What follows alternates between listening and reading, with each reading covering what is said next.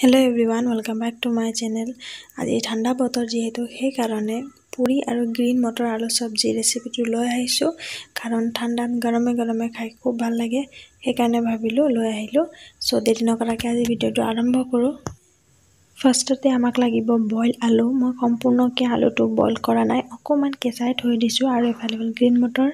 আৰু এতিয়া কেৰাইটো গেছত দি দিছো গৰম হ'বৰ কাৰণে কেৰাইটো সম্পূৰ্ণকৈ গৰম হয় মানে মই বাকি ইনগ্ৰেডিয়েন্ট খিনি উচৰত আনি থৈ দিও কাৰণ দিবলৈ সুবিধা হ'ব আৰু কেৰাহী গৰম হৈ গৈছে আৰু ইয়াত দি দিছো মই তেল জুখত যিমান লাগে সেইখিনি দিব জুখৰ হিচাপত আৰু ইয়াত মই দিম তেজপাত এটা তাকো ভাঙি পেলাই দিম আৰু লগতে দিম শুকান জলকীয়া এটা আপোনালোকে জলকীয়া যদি খৰকে খায় তেতিয়া আৰু দুটা দিব পাৰিব কাৰণ মোৰ ছোৱালী নাখায় সেইকাৰণে মই জ্বলা নিদিয়াকৈ বনাম লগতে দিলো পাঁচফোৰণ আৰু পিয়াজ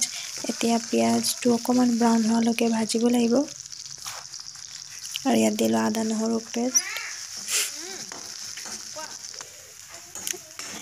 এতিয়া ইয়াত বাকিখিনি যিখিনি বস্তু লাগতিয়াল মানে প্ৰথমতে দিম গ্ৰীণ মটৰ সেইখিনি দি পেলাই অলপ সময় ভাজি লম এতিয়া দিলো হালধি তাৰপিছত নিমখ দি দিব সোৱাদ অনুসৰি মই তিনিজনৰ জুখাই বনাইছো সো মই অলপ কমাই দিছো আপোনালোকে মানুহ হিচাপত দিব কিমানৰ কাৰণে বনাইছে আৰু ইয়াত দি দিছো ভেজিটেবল মছলা আৰু এটা ধুনীয়াকৈ ভাজি লম আৰু অলপ সময় কাৰণে ঢাকি থৈ দিম এতিয়া 5 মিনিট ভাজা পিছত দেখিছেনে মানে গ্ৰীণ মটৰটো ধুনীয়াকৈ অলপকৈ ভাজ খাই গৈছে এতিয়া দিম ইয়াত আলু কাৰণ আলু মই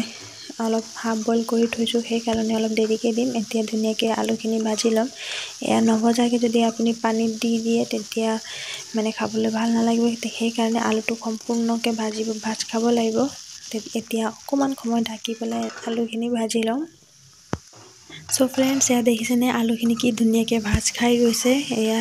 দেখিছেনে পুৰা ব্ৰাউন হৈ গৈছে আৰু মানে আলুখিনি যদি আপুনি ভালকৈ নাভাজে তেতিয়া সোৱাদটো নাপায় সেই কাৰণে অলপ সময় ভাজি ললো এতিয়া ইয়াত দিম পানী আপোনালোকে ঠাণ্ডা পানী ব্যৱহাৰ নকৰিব ঠাণ্ডা পানী দিলে খাবলৈ টেষ্টটো উঠি নাহে সেই কাৰণে মই ইয়াত দিছো গৰম পানীটো মই অকমান খৰকে দিম একচুয়ালি বনাইছো 3 দিনৰ জুখাই কিন্তু ইয়াত অকমান খৰকে দিম কাৰণ আমি এখিনি পানী গুটিখিনি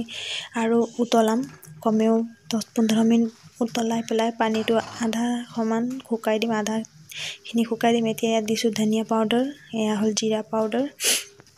আৰু এটো দিছো গৰম মছলা এতিয়া এই গুটেখিনি মিহলাই থৈ দিও মিহলাই পেলাই উতলাই পানীটো আধাখিনি কৰিম এতিয়া ঢাকুন মাৰি অকমান আধা মানে 10 মিনিট মান ঢাকি থৈ দিও এয়া দেখিছেনে চাইলক পানীটো আধাখিনিয়ে শুকাই গল বুলি ক'ব পাৰি কিন্তু হলেও পানীটো ইমানো ডাঠ হোৱা নাই যিমান ডাঠ লাগে এতিয়া ইয়াত ধনিয়া দি পেলাই অলপ সময় ঠাণ্ডা হ'বলৈ থৈ দিম কাৰণ ঠাণ্ডা হলে অটোমেটিক্যালি ডাঠ হৈ আহিব মানে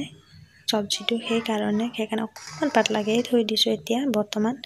এতিয়া যাও পুৰি বনাবলৈ আৰু এয়া দেখিছেনে মই পুৰি ডোটো আগতে বনাই থৈ দিছো বনাই পেলাই ঢাকি থৈ দিছিল আৰু এতিয়া বেলি লম পুৰি ডোটো ময়দা দি বনালে কোমল হয় খাবলৈ কিন্তু যদি ময়দা নাই তেতিয়া আটা দিও বনাব পাৰিব আৰু মই আগতে কিয় মঠি থৈছো মানে এনেকৈ থৈ দিলে মানে ধুনীয়াকৈ ফুলি উঠে আৰু এতিয়া মোৰ বেলা হৈ গল আৰু এতিয়া দিম গৰম ৰিফাইনত এয়া চাও কি ধুনীয়াকৈ ফুলিব দেখুৱাইছো আপোনালোকক এটা বনাই পেলাই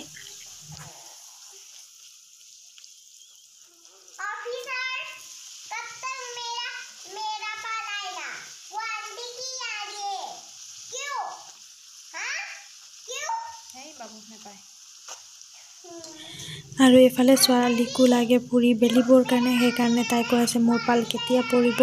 সেই কাৰণে তাই খুব উৎপাত লগাই আছে আৰু বেলিবৰ কাৰণে আৰু দেখিছেনে পুৰি কি ধুনীয়াকৈ ফুলি গল আৰু আমাৰ মটৰ আলু সবজি দেখিছেনে অথনিতকে কি ধুনীয়াকৈ গাঢ়া হৈ গল জুলটো মানে ডাঠ হৈ গল এতিয়া আহক গৰমে বাৰো আৰু খাও ঠাণ্ডা বতৰৰ মজা লওঁ